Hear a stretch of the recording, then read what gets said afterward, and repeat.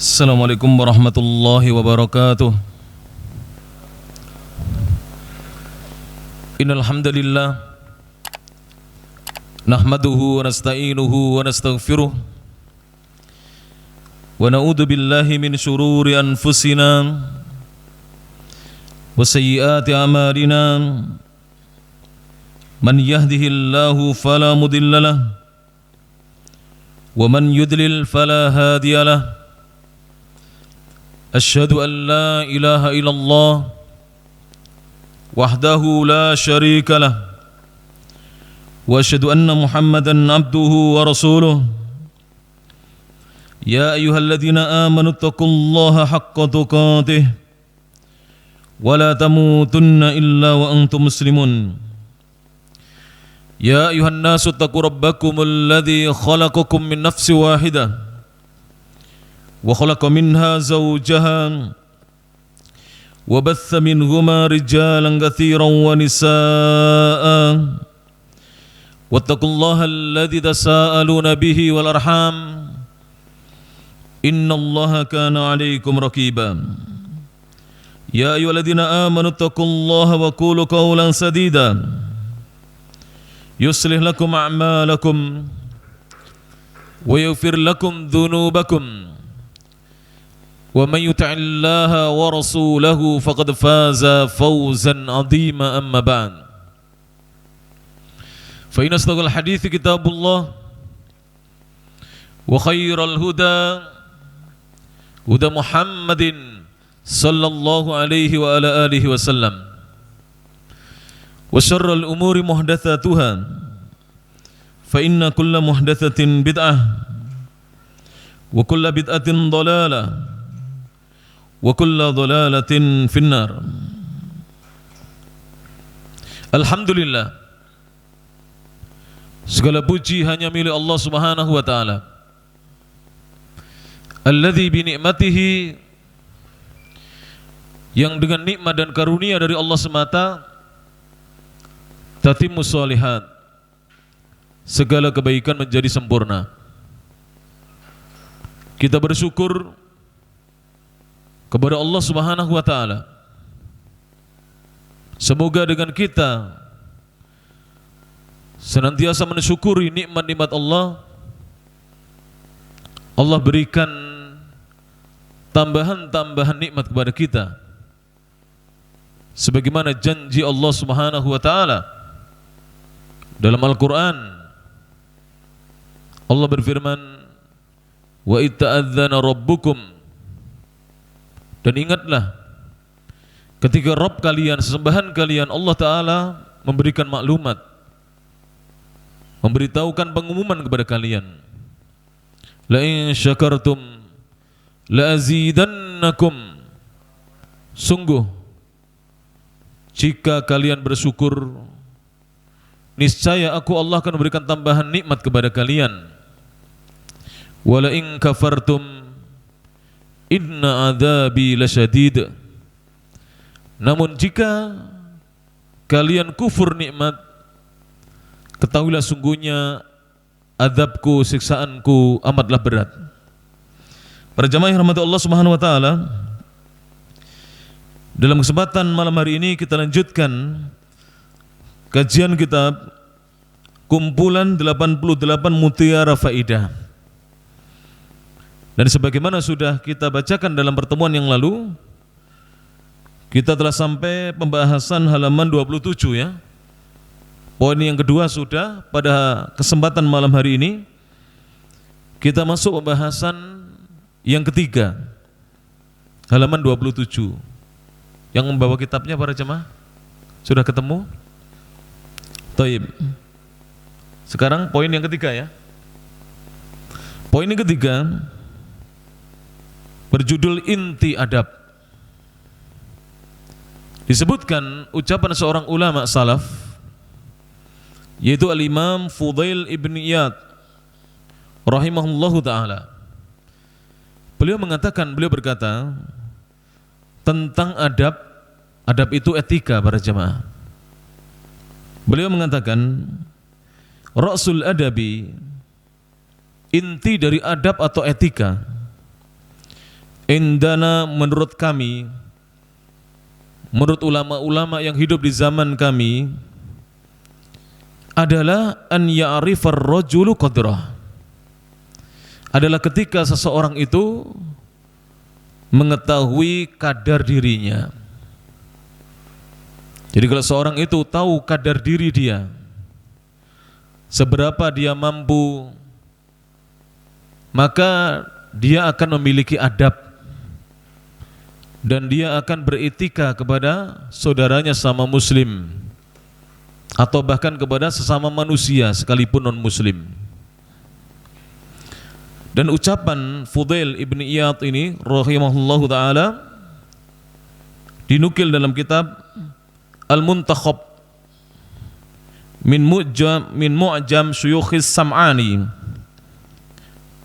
halaman 668 safhata 68 wa 600. Dan ucapan ini saya nukilkan dengan sedikit perubahan dan peringkasan dari tulisannya Al-Ustadz Dr. Aris Munandar SSMPI, dari Ustadz kita yang baru meraih gelar doktornya, Al-Ustadz Dr. Aris Munandar hafidhahullah ta'ala. Dan beliau adalah pengasuh pondok pesantren Hamalatul Quran Taman Tirto Kasihan Bantul Yogyakarta. Kita dengarkan bersama sekarang apa faidah dari ucapan ulama tersebut, ucapannya Imam Fudail ibnu Iyad rahimahullahu ta'ala. Faidah yang pertama, orang akan bisa memiliki adab. Adab itu etika para jemaah, apabila ia tahu kapasitas dirinya. Jadi kalau orang itu merasa tahu diri, kemampuan dirinya seberapa, maka orang itu akan memiliki adab. Maka dari itu para jemaah, kalau kita memperhatikan ulama-ulama kita, betul-betul mereka itu orang-orang yang beradab. Saya tadi memperhatikan, saya sholat di sebuah masjid besar di sebuah desa. Di situ pas saya duduk di belakangnya khotib sebelum beliau naik mimbar. Saya di shaf yang ketiga, beliau di shaf yang pertama. Di samping khotib ada jamaah sudah agak sepuh, agak tua. Kemudian kalau di masjid-masjid desa biasanya itu ada kotak infak yang jalan di hari Jumat ya. Sebaiknya tidak demikian, mengganggu aktivitas ibadah Jumat. Kalau jalannya setelah sholat tidak mengapa, sudah zikir begitu dijalankan, tapi jarang. Jalannya biasanya ketika mulai akan khutbah.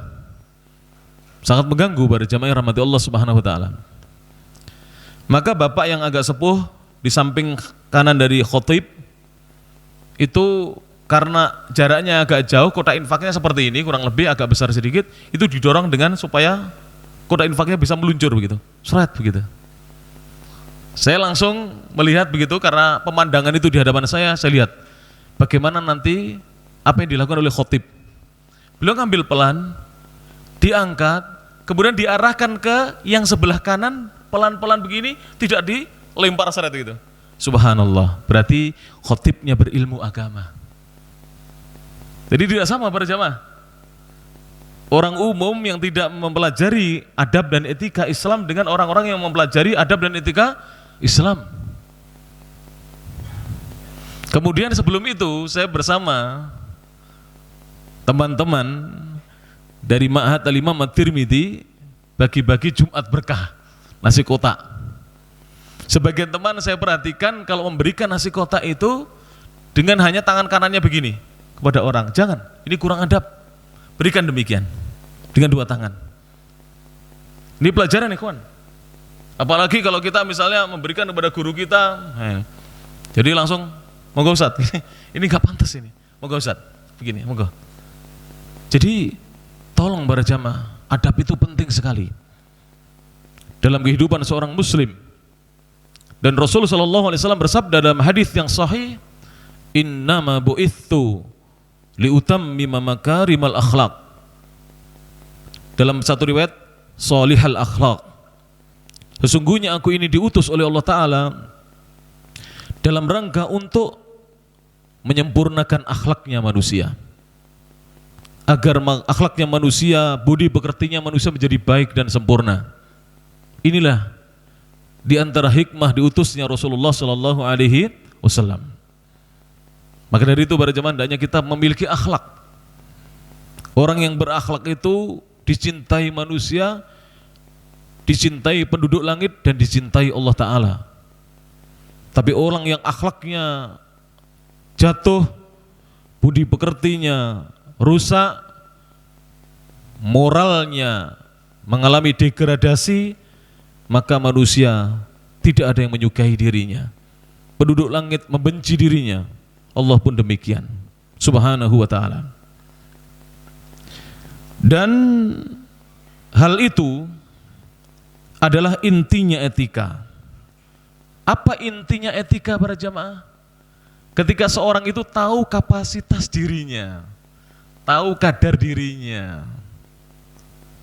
Maka dari itu, tolong diperhatikan ya. Kalau antum pas ngaji demikian, kemudian ada salah satu guru kita, ustadz kita, dai yang ikut juga di kajian, lihat sikapnya, jauh dengan sikapnya jamaah pengajian yang kurang ilmu.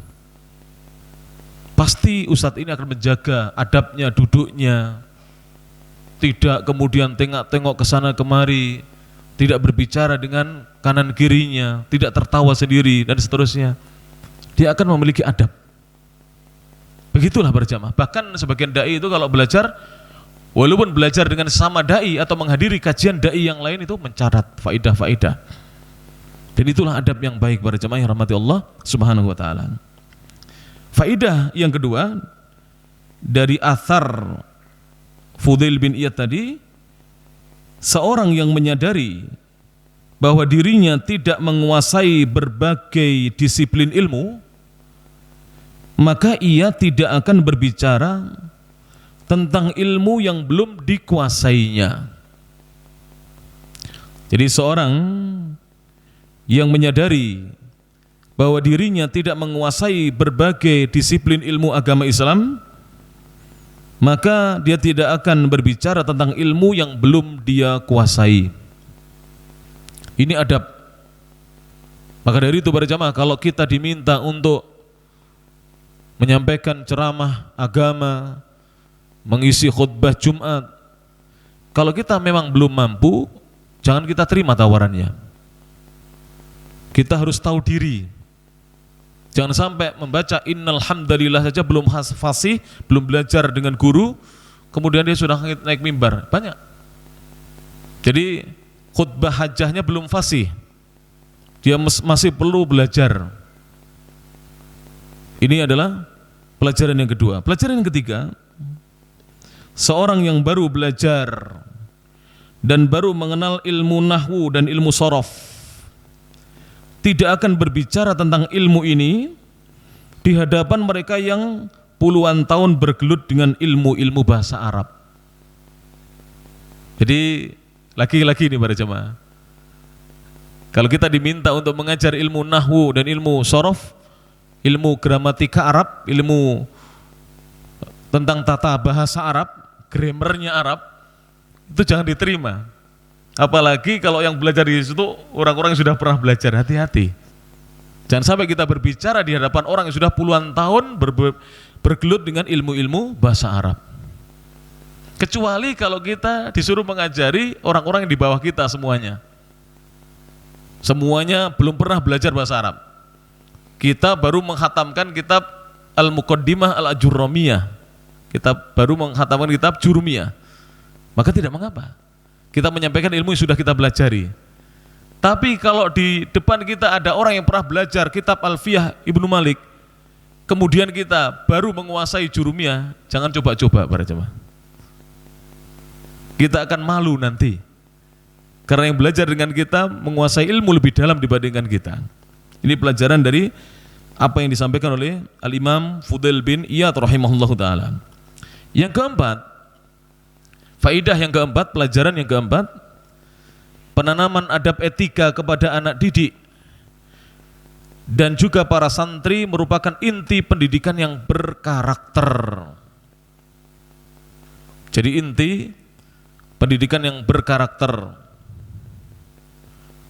Jadi sekarang ini pendidikan di banyak negeri, dan juga ini terjadi di negeri kita yang kita cintai, Negara Kesatuan Republik Indonesia, di mana banyak lembaga-lembaga pendidikan, sekolah-sekolah yang kurang memperhatikan pendidikan adab dan karakter, sehingga adabnya anak didik sekarang ini kurang. Adab kepada guru, adab kepada orang tua, adab kepada sesama murid dan santri. Ini perlu untuk dipelajari para jemaah yang dirahmati Allah Subhanahu wa taala. Yang kelima, tidak adanya penanaman etika itu merupakan kegagalan terbesar dalam dunia pendidikan, yang nantinya berujung kepada munculnya manusia-manusia bergelar tinggi namun sedikit ilmu dan minim adab.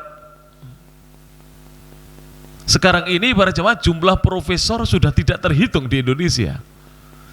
Jumlah yang meraih gelar S3 doktor juga tidak terhitung, PhD.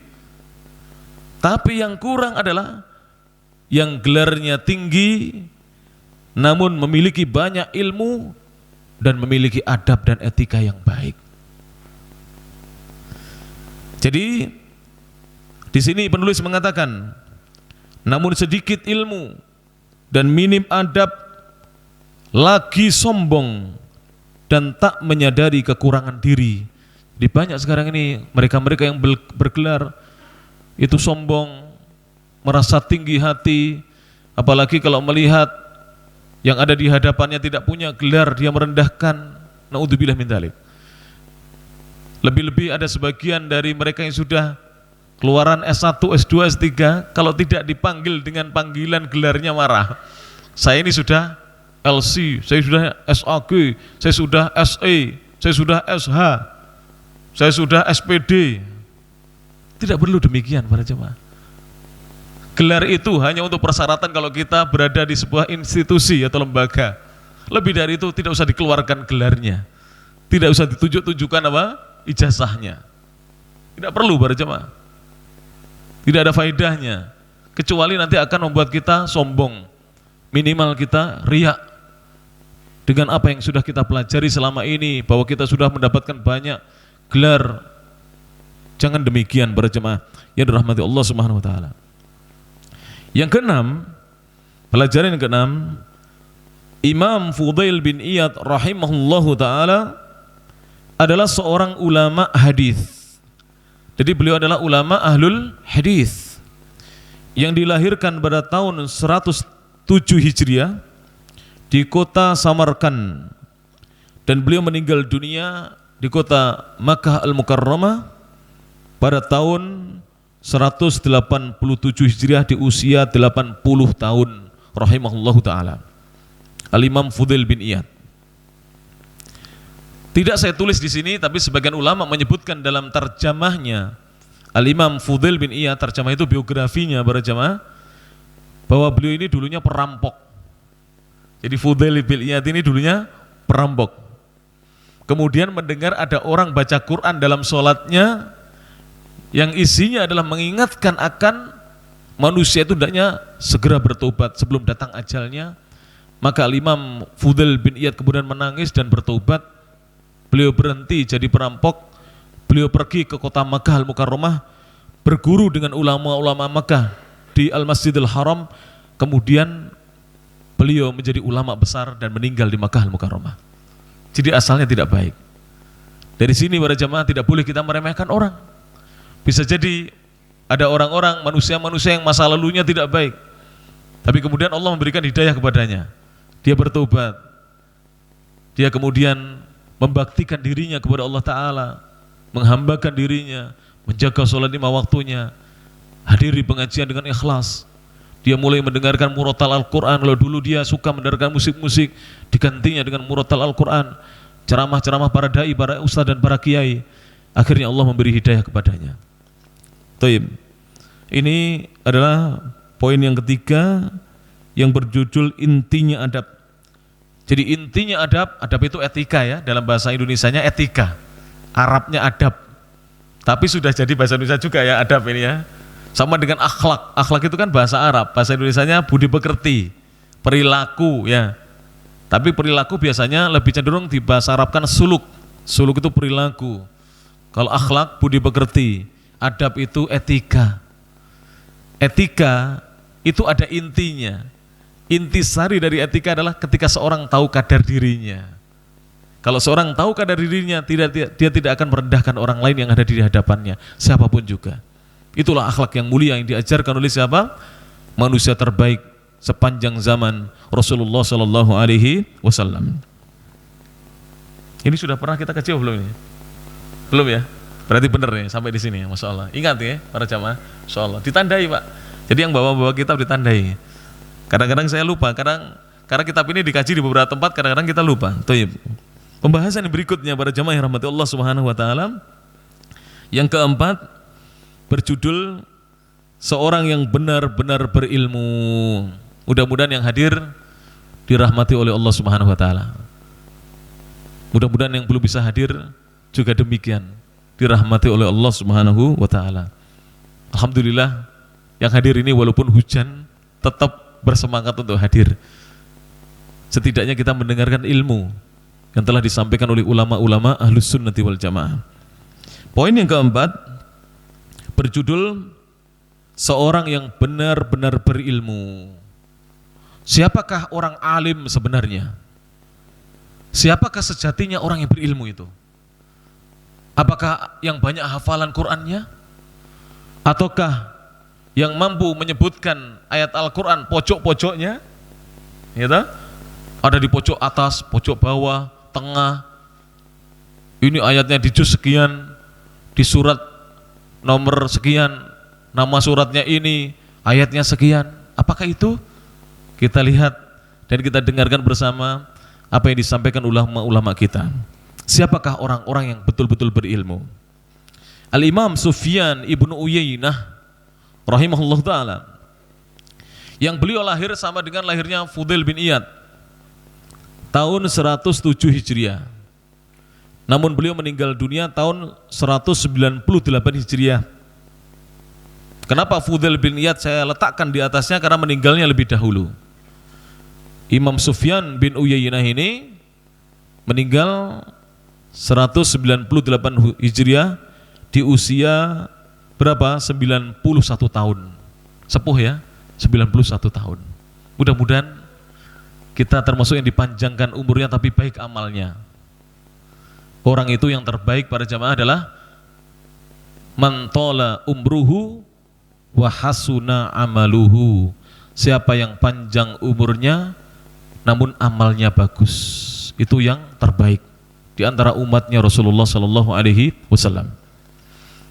Beliau rahimahullah ta'ala berkata, kita simak athar dari beliau, ucapan beliau, laisal alimu, tidaklah dikatakan seorang yang alim, alim itu berilmu, alladzi ya'riful khaira minasyarri, seorang yang sekadar sebatas mengetahui mana yang baik dari yang buruk, mana yang baik, mana yang buruk.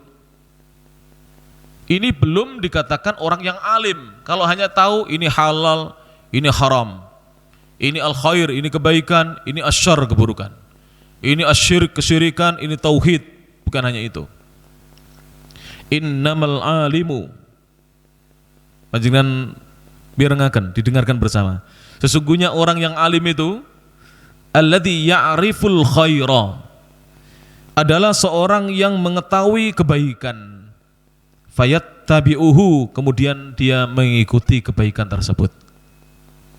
Jadi seorang yang alim itu adalah seorang yang mengetahui kebaikan lantas dia mengikutinya. Itu baru alim.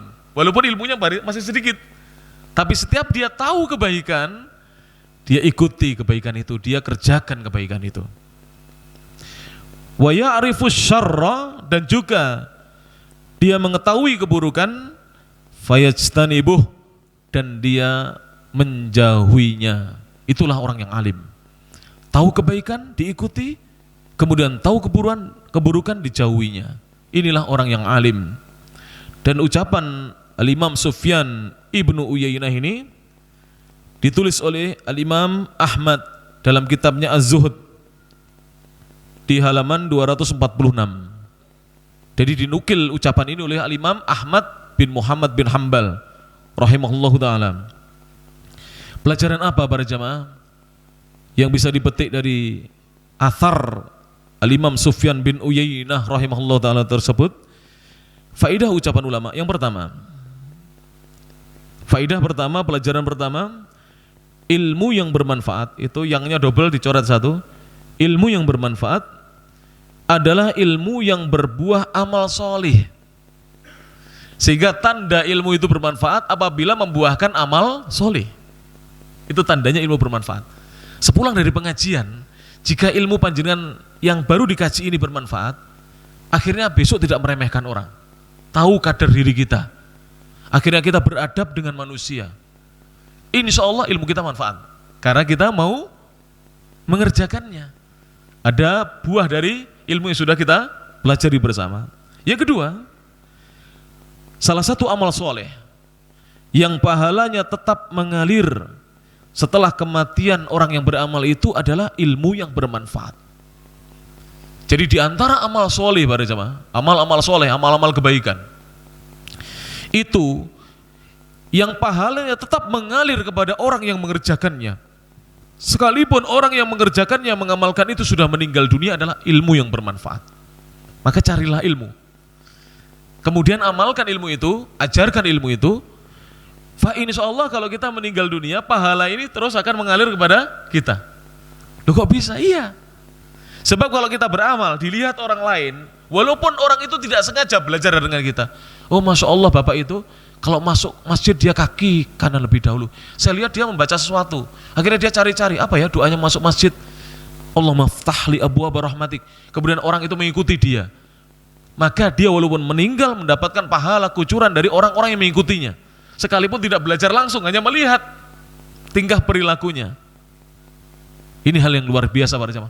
Oh Bapak ini, setiap adzan, saya lihat kalau tidak sebelum adzan ya pas baru muadzin mengucapkan 2 kalimat syahadat, dia sudah pergi ke masjid. Dia sudah pakai sarung rapi. Dan setiap saya berjalan dekat dengannya wangi, bau wangi semerbak dari tubuhnya. Masya Allah, akhirnya ditiru para jemaah. Ini ilmu yang bermanfaat. Ilmu yang bermanfaat, pahalanya tetap didapatkan oleh orang yang mengerjakannya sekalipun orangnya sudah meninggal dunia. Yang ketiga, pelajaran yang bisa dipetik dari ucapan ulama tersebut adalah jangan bangga dengan banyaknya ilmu.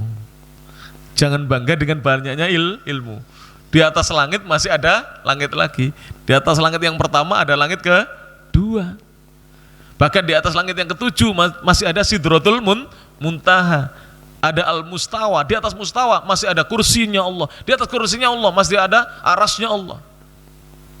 Jangan sombong. Ada orang ahli nahwu, dia tidak ahli sorof. Ada orang ahli nahwu sorof, tidak ahli fikih. Ada orang ahli fikih, tidak ahli akidah. Ada orang ahli akidah, bahasa Arabnya minim. Ya. Jadi tidak boleh sombong para jamaah rahmati Allah Subhanahu wa taala.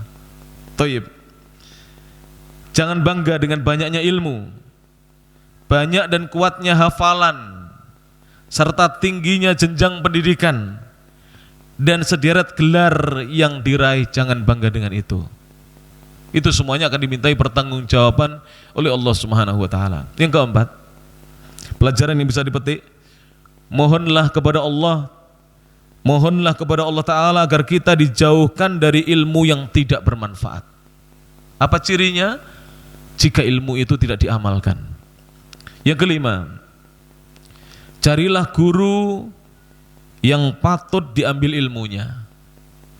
Carilah guru, kiai, ustadz, syekh, tuan guru, muallim, ajengan, abuya, buya. Carilah mereka-mereka guru-guru kita yang patut diambil ilmunya, serta layak dijadikan panutan dan teladan. Carilah guru yang demikian para jemaah, yang patut layak diambil ilmunya dan layak dijadikan panutan dan teladan bagi kita. Ini pelajaran yang terakhir dari pembahasan poin yang keempat. Sudah paham insya Allah ya? Jadi orang yang berilmu itu bukan orang yang mengetahui kebenaran dari keburukan, tapi orang yang berilmu itu seorang yang mengetahui kebenaran kemudian berusaha berupaya untuk mengikutinya, dan mengetahui keburukan kemudian berupaya sekuat tenaganya untuk menjauhinya. Pelajaran berikutnya, poin yang kelima, jangan tinggalkan doa. Ini sudah berapa kali kita bahas doa ini para jemaah? Monggo. Ingkang ngantos dalu menika tasih anggadai krentek kekarepan sedaya pengajeng-ajeng ingkang dereng kalaksanan, dereng dipun ijabahi kalian Allah Ta'ala, panjenengan kathah-kathahake donga. Siapa yang pada malam hari ini masih punya yang sesuatu yang diharapkan dari Allah, harapan, cita-cita, keinginan-keinginan yang belum diijabahi Allah, perbanyak doa para jemaah. Yang belum menikah, perbanyak doa. Jangan lama menjomblo, ya. Jangan lama menjomblo para jemaah, tidak baik. Segera menikah. Jangan lihat usia, 20 ini sudah cukup untuk menikah, 19 sudah cukup. Di Arab Saudi kelas 2 SMP aja berani menikah 14 tahun, laki-laki loh, bukan perempuan loh, laki-laki. Tapi di sana boleh sekolah sambil menikah. Kalau di sini nggak boleh, kalau belum lulus SMA menikah para jemaah. Jangan tunda-tunda, ikhwan-ikhwan yang belum menikah jangan ditunda-tunda. Tunggu apa lagi? Ya, tunggu apa lagi? Yang kedua, yang sudah menikah belum dikaruniai rezeki putra, perbanyak doa, jangan putus asa. Zakaria, kok Zakaria, bukan Zakaria, Nabi Ibrahim ya, Zakaria juga. Zakaria dapat putra Yahya itu di usia tuanya. Bahkan istrinya sudah divonis mandul oleh tabib-tabib di zamannya. Jadi sudah periksa kemana-mana, tabib-tabib itu divonis mandul. Tapi kemudian diberi putra namanya Yahya. Ibrahim diberi putra sudah di usia lebih dari 80 tahun oleh Allah Subhanahu wa taala. Jadi jangan putus asa para jemaah dari rahmat Allah Subhanahu wa taala. Perbanyak doa. Yang sudah menikah atau yang belum menikah, yang belum memiliki pekerjaan atau penghasilannya masih kurang, perbanyak doa para jemaah. Allah Maha berkuasa untuk memberi rezeki kepada kita. Allah Maha kaya para jemaah. Allah itu Maha kaya. Dan kita disuruh meminta kepada Allah Subhanahu wa taala. Disuruh berdoa, terus berdoa, meminta kepada Allah. Maka dari itu di sini kita nukilkan ucapan seorang ulama, Al-Imam Sufyan ibnu Uyainah rahimahullahu taala, beliau berkata, ini ucapan yang kedua ya dalam kitab ini, nukilan yang kedua, beliau mengatakan, la tatrukud du'a, la tatrukud du'a, jangan sekali-kali kalian meninggalkan doa. Jangan sekali-kali kalian meninggalkan doa. Jangan sampai kita tidak pernah berdoa, jangan. Atau malas berdoa. Wala yamna'ukum minhu ma ta'lamuna min anfusikum. Wala yamna'ukum minhu. Dan jangan sekali-kali menghalangi kalian darinya, menghalangi kalian dari berdoa kepada Allah, ma ta'lamuna, apa yang kalian ketahui, min anfusikum, dari diri-diri kalian. Misalnya kita ini merasa banyak dosa, kurang semangat ibadahnya, kurang rajin di dalam mencari ilmu, sedikit zikirnya, ingat Allah. Namun jangan sampai kekurangan pada diri kita atau aib-aib kita membuat kita tidak berdoa kepada Allah. Jangan sampai itu menghalangi kita. Jadi tidak boleh kita mengatakan, saya mau berdoa malu kepada Allah, saya ini banyak dosa. Justru kalau kita banyak dosa, perbanyak doa. Karena doa itu ibadah. Dan kalau kita berbuat dosa kemudian kita beribadah, maka kebaikan ibadah kita ini akan menghapuskan dosa-dosa kita. Innal hasanati tudhibna sayyi'at. Sesungguhnya kebaikan-kebaikan itu bisa menghapuskan, membuat hilang apa? Dosa, keburukan-keburukan. Jadi keliru para jamaah kalau seorang mengatakan saya ini banyak dosa, tidak layak berdoa kepada Allah. Keliru. Justru semakin kita merasa banyak berbuat salah di hadapan Allah, seharusnya kita banyak bermunajat, berdoa kepada Allah Subhanahu wa taala. Kemudian beliau melanjutkan ucapannya, faqad istajaballahu li iblisa, maka sungguh Allah telah mengijabai, Allah telah memperkenankan dan mengabulkan untuk iblis, wa huwa syarrul khalqi, padahal iblis itu adalah seburuk-buruk makhluk yang pernah Allah ciptakan. Iblis itu pernah meminta kepada Allah dan dikabulkan oleh Allah. Jika iblis dikabulkan, bagaimana dengan kita para jamaah? Iblis itu seburuk-buruk makhluk yang pernah Allah ciptakan. Tapi iblis pernah memohon kepada Allah dan dikabulkan oleh Allah Subhanahu wa taala. Diijabahi oleh Allah. Bagaimana dengan manusia-manusia yang beriman? Maka fa insyaallah, kalau kita mau memperbanyak doa, kita akan diberi oleh Allah. Dikabulkan semua permintaan-permintaan kita, diijabahi doa-doa kita oleh Allah Subhanahu wa taala.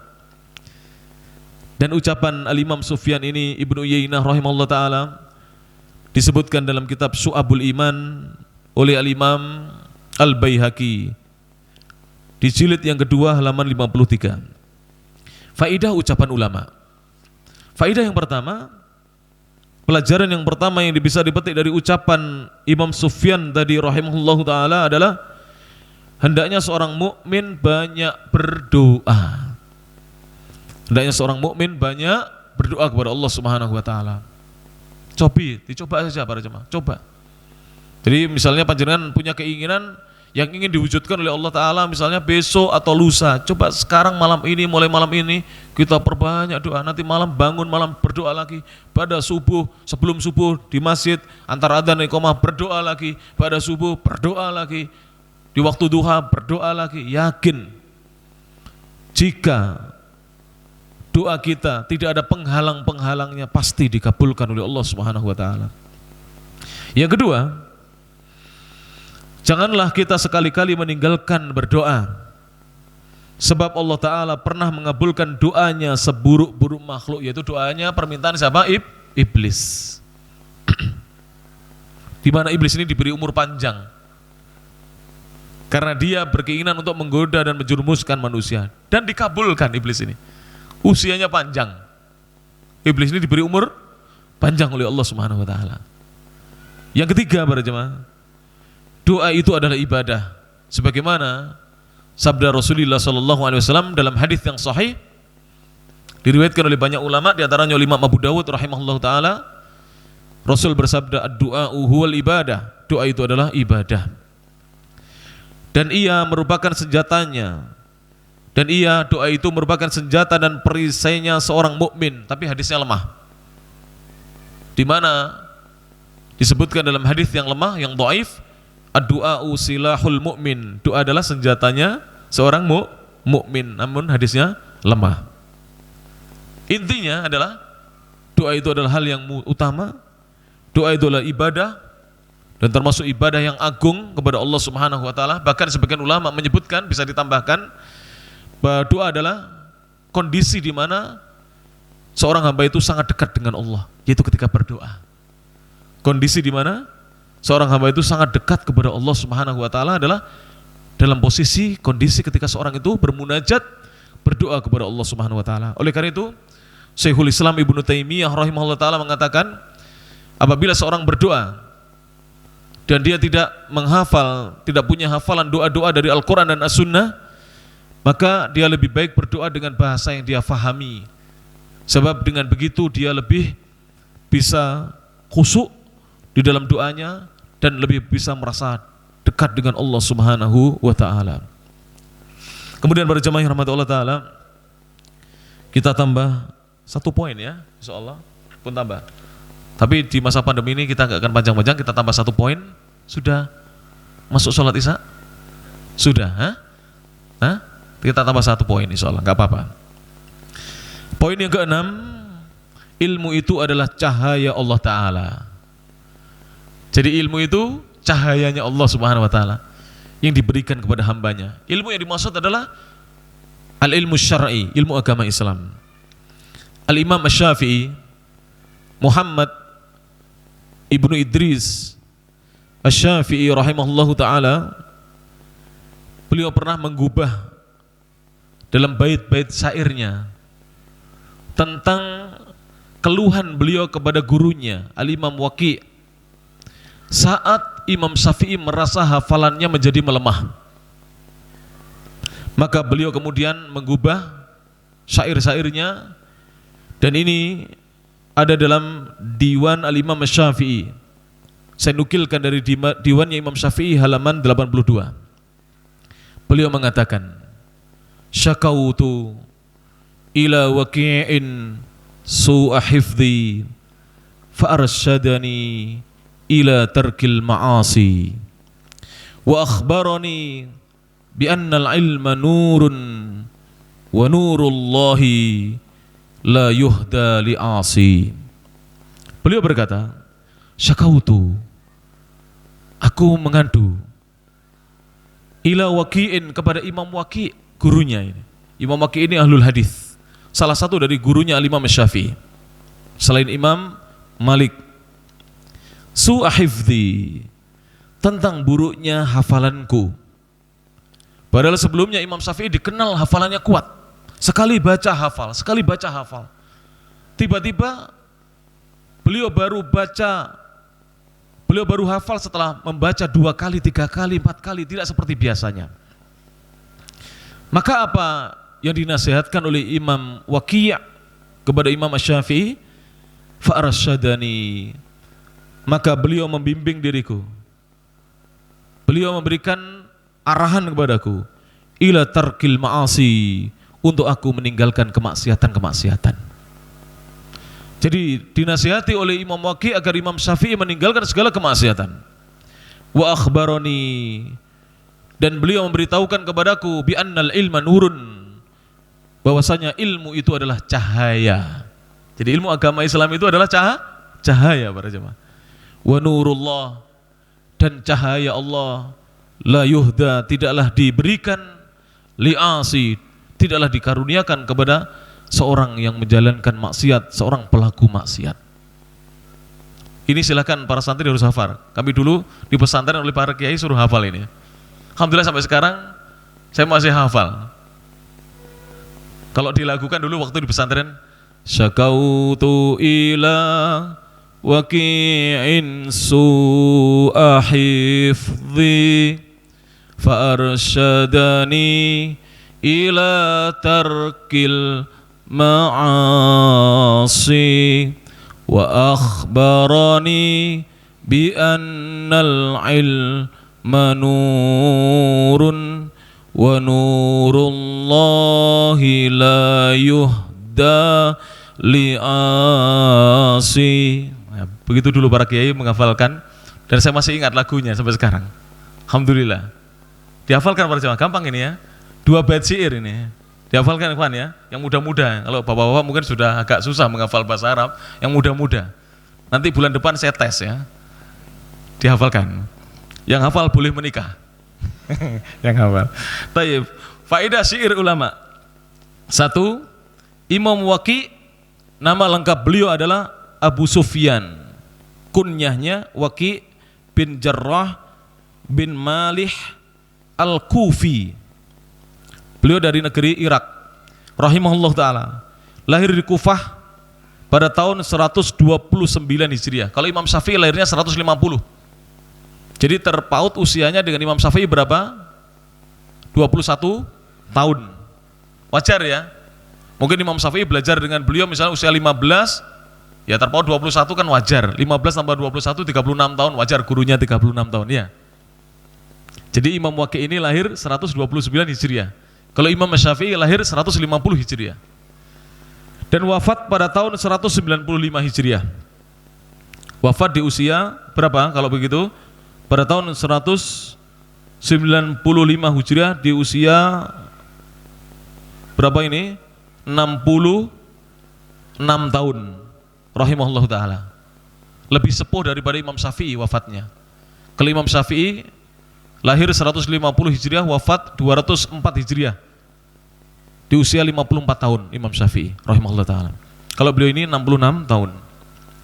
Beliau adalah pakar tafsir, jadi ahli tafsir, mufassir, pakar hadis, muhaddis, pakar akidah. Dan Imam Waqi' termasuk salah satu guru Imam Asy-Syafi'i rahimahullahu taala. Yang kedua, pelajaran yang bisa dipetik, maksiat bisa mengakibatkan hafalan itu menjadi buruk.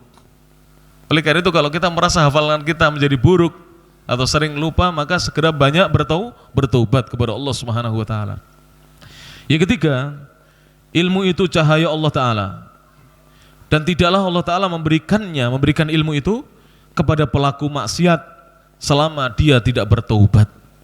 Kalau dia tidak bertobat dari kemaksiatannya, ilmunya tidak diberikan oleh Allah Subhanahu wa taala. Demikian yang bisa disampaikan. Mudah-mudahan bermanfaat para jemaah. Semoga kehadiran kita semuanya dicatat sebagai amal soleh oleh Allah taala, dan semoga amal soleh kita itu kelak nantinya pada hari kiamat menjadi pemberat timbangan amal kebajikan kita di sisi Allah Subhanahu wa taala.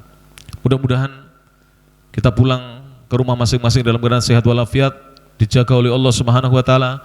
Semoga keluarga kita sehat, rumah tangga kita dijadikan rumah tangga yang sakinah, mawaddah dan rahmah, anak-anak kita dijadikan anak-anak yang soleh dan solihah, yang berbakti kepada Allah, Rasulnya dan agama serta negaranya. Subhanakallahumma bihamdik, asyhadu an la ilaha illa anta astaghfiruka wa atubu ilaik, wa akhiru da'wana alhamdulillahi rabbil alamin. Tsumma assalamu alaikum warahmatullahi wabarakatuh.